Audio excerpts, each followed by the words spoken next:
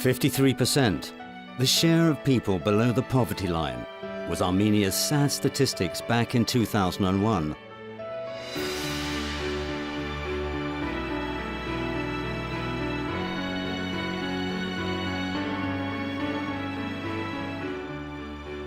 In 2002, the UN WFP school feeding project was added to the program for the distribution of food among vulnerable families in Armenia.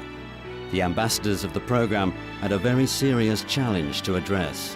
1 person out of 6, 15% of the population is hungry, food insecure. 1 person also is confronted with a double burden of malnutrition. In the case of Armenia, with 1 child out of 5 stunted, 19%. The WFP distributed 3 foods, flour, peas and sunflower oil, in schools from 2002 to 2008 to provide nutrition for 30,000 pupils. The first WFP school project in Armenia didn't address the main problem though. The infrastructure of school feeding was almost completely ruined when the Soviet Union ceased to exist. Dramatic changes took place in 2010. Russia offered to restart the Armenian school meal system and provided an $8 million donation to the UN WFP. Some of the money was spent on foods. 3 more types were added to the food basket in 2010: rice, buckwheat and pasta. The number of children who received the food doubled to 50,000. However, the money was spent not only on foods, but also on systemic changes, the development of the National School Feeding Program. Its future implementation meant that the simple food distribution scheme was over. An audit of school canteens and cafeterias became the first step for systemic change. The first phase is always the same, due diligence of the entire system. At the end of phase 1 of the program in 2012, the concept for the development of school meals in the Republic of Armenia was published. The second phase envisages the need to test the proposed approaches in practice. The government selected 3 mazes to implement these approaches in schools. The UNWFP partnered with the Social and Industrial Food Service Institute. The experience that the institute accumulated in Russia could be easily applied in Armenia because the former Soviet Union countries encountered similar challenges.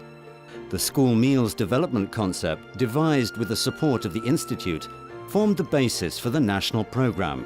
Thus began the changes. Efforts to repair school canteens and cafeterias in the 3 pilot mazes of the project brought together headmasters, local authorities and parents. 3 models of school breakfasts were proposed for the transition period. Hot meals for schools with kitchens that met standards, school snacks and school milk for schools where kitchens needed to be completely reconstructed.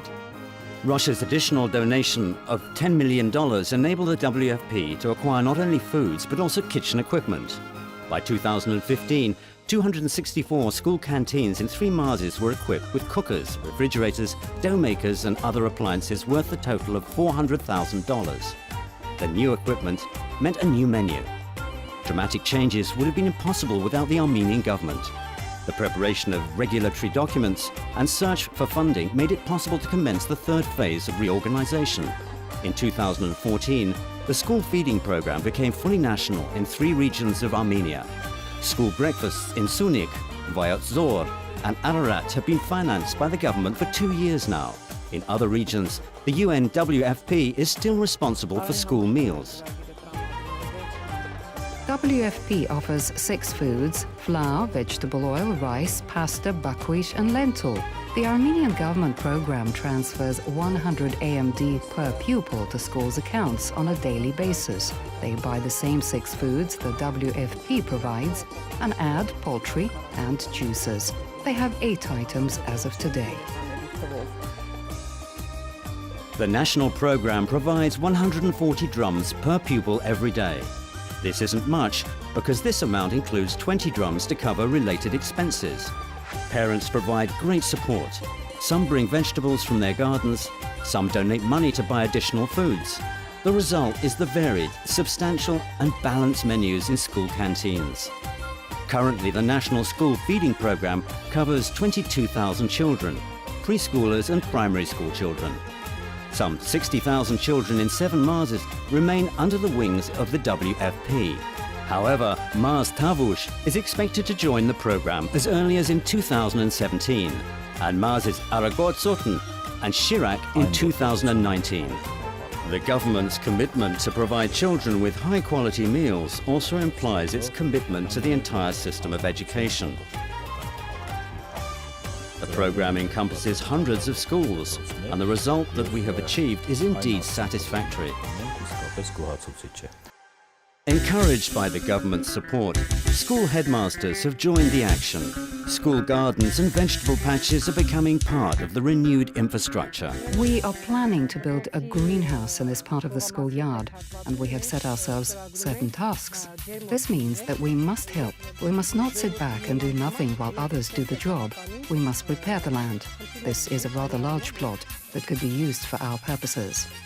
Students' unemployed mothers have become cooks, and parents involved in farming have found a new market. Changes impact various sectors of the economy because school canteens form the largest catering network in any country. The program will continue, and I'm certain that in the coming years it will embrace not only all of Armenia's regions, but also senior school children. With no doubt, there's a solid action plan behind these words. By 2013, the share of underprivileged families in Armenia had decreased 3 times to 17%. Hot meals cooked from 8 types of food are now on the menu instead of the 3 foods of the dry rations available during the crisis year of 2008. The 6 years of the new systemic approach to the change of the entire school feeding infrastructure in Armenia are evidence that the national program will succeed in the foreseeable future.